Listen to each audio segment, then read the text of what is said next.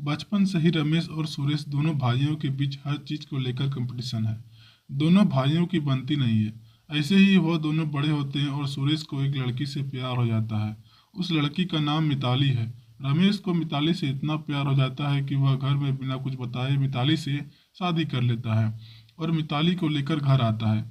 अपने बड़े बेटे को एक लड़की के साथ देखकर शादी के जोड़े में देखकर बिमला चौंक जाती है। यह क्या क्या तूने बेटा? क्यों माँ? शादी करके तुम्हारे लिए बहू लाया हूँ। मैं घर में वो दिख रहा है, लेकिन इससे अच्छी लड़की तुझे नहीं मिली क्या? विमला के यह बोलने के पीछे एक कारण है। मिताली दिखने में तो सुंदर है, लेकिन उसमें एक कमी है। उसके दोनों पैर उसके शरीर से बहुत छोटे हैं, इसलिए पहली नजर में वो बोनी लगती है। ये तो बोनी बहू है बेटा। यह सुनकर मिताली कहती है, नहीं माँ जी, मैं बोनी नहीं हूँ। मेरे पैर बस शरीर के मुकाबले थोड़े छोटे हैं।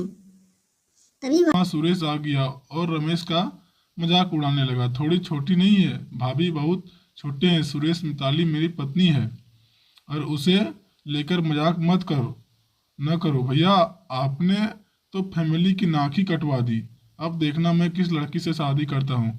बिमला ने कुछ नहीं कहा, वह बोल भी क्या सकती थी। मिताली घर के अंदर आई और आते ही घर के कामों में बिमला का हाथ बटा लगी। माँ जी मुझे बताइए ना, मैं सब कुछ करती हूँ, आप आराम कीजिए।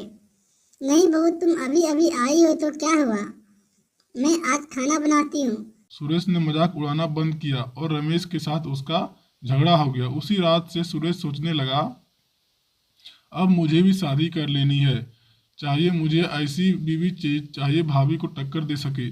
सुरेश अगले दिन काम पर चला गया और उसी दिन उसकी फैक्ट्री में एक नई लड़की आई। उस लड़की के पैर बहुत लंबे थे और उसे यह नौकरी मिली थी। उसका नाम मानसी था। मानसी सभी आदमियों से ज़्यादा लंबी थी।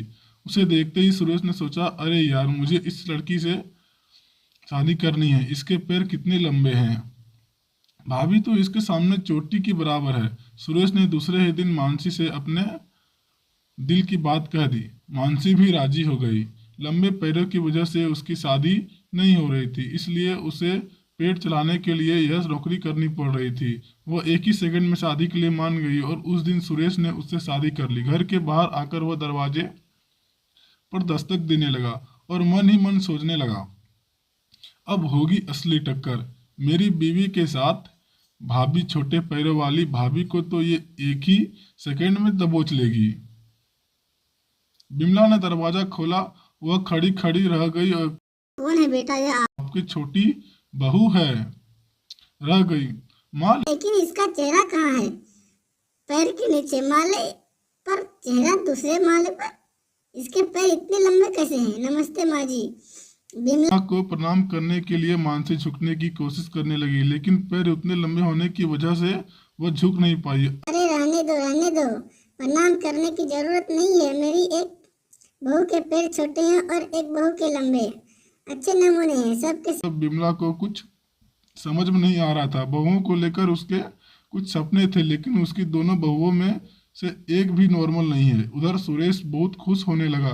वो रमेश से कहने लगा, क्यों भैया, कैसी लगी मेरी चाल? अब मेरी बीवी के सामने आपकी बीवी तो चींटी लग रही है। अरे चुप रहो, मेरी बीवी भी ठीक है। तेरी बीवी तो जिराफ लग रही है। जिराफ? उधर तो भाइयों की लड़ाई देखकर दोनों बहुएं भी एक दूसरे से लड़ने लगी। ए चीटी की बच्ची, चल काम कर, नहीं तो अपने लंबे पैरों से एक लात मारूंगी। तू लात मारेगी मुझे? जिराफ की बच्ची कहेगी, शैतान की तरह लंबे पैर है तेरे, पैर की चिड़िया से भी छोटे हैं। तुझे तो किसी चिड़िया घर में होना चाहिए और तुझे जंगल में होना चाहिए। जंगल में तू इंसानों के बीच रहने के लिए लायक नहीं है। इसी तरह घर में शब्दों की बारिश चलने लगी और इससे बमला परेशान हो गई। यह तो जैसे सर्कस लग रहा है। पहले मेरे दोनों बेटे आपस में लड़ते थे, अब दोनों बहुएं भी लड़ने लगी, एक लंबे पैर वाली और दूसरे छोटे पैर वाली। हे भगवान, मैं कहाँ जाऊँ? मुझे ऐसी बहुएं न चाहिए। बिमला ने चिल्लाकर यह बात कही है। सुनते ही सभी चुप हो गए। यह क्या कह रही हो माँ?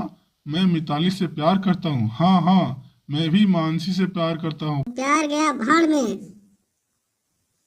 मुझे इस घर में नमूने नहीं चाहिए। यह मेरा घर है। अगर ऐसी बीवी चाहिए तो तुम दोनों इस घर से निकल जाओ, नहीं तो इन्हें इनके मायके रख आओ। बिमला ने यह कह दिया और अपने कमरे में चली गई। बिमला गुस्से में जो कहती थी बाकी लोगों को वही करना पड़ता था, नहीं तो घर में कलेश हो जाता था। यह बात रमेश और सुरेश को अच्छी तरह से पता थी, इसलिए वह डर गई। मानसी और मिताली अगले सुबह मायके जाने लगी। रात को बैकअप करने लगी, लेकिन रात को ही जोरदार तूफान आ गया। बिमला का घर बहुत पुराना था। तूफान की वजह से घर एक हिस्सा में अगली सुबह बिमला सर पर हाथ रखकर बैठ गई। यह मेरे पति की आखिरी निशानी है, अब यह भी टूट गया, अब क्या होगा? तभी बिमला की दोनों बहुएं आई और कहा, चिंता मत कीजिए माँ जी, हम दोनों ठीक कर देंगे सब कुछ। लेकिन कैसे? इस घर का दूसरा माला कैसे ठीक होगा? मिस्त्री को बुलाने के लिए पैसे नहीं है मेरे पास, हम है ना माँ जी, आप बस देखते जाइए। माँ और मिताली एकजुट हो गई। मानसी लंबी थी, मिताली नीचे से घर ठीक करने लगी और मानसी दूसरा माला ठीक करने लगी। इसी तरह कुछ घंटों में ही घर ठीक हो गया।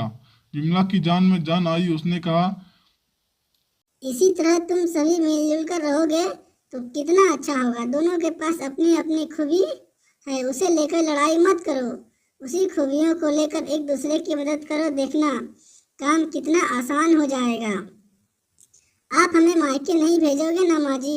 नहीं बहू, सच, हाँ सच, तुम दोनों जैसी भी हो मेरी बहू हो, और अगली बार तूफान आएगा तो घर कौन ठीक करेगा? हाँ हाँ। इसी तरह दोनों बहुओं में दोस्ती हो गई। रमेश और सुरेश की लड़ाई भी खत्म हो गई। मानसी मिताली की मदद करने लगी और मिताली मानसी की। इसी तरह सब खुशी खुशी रहने लगी।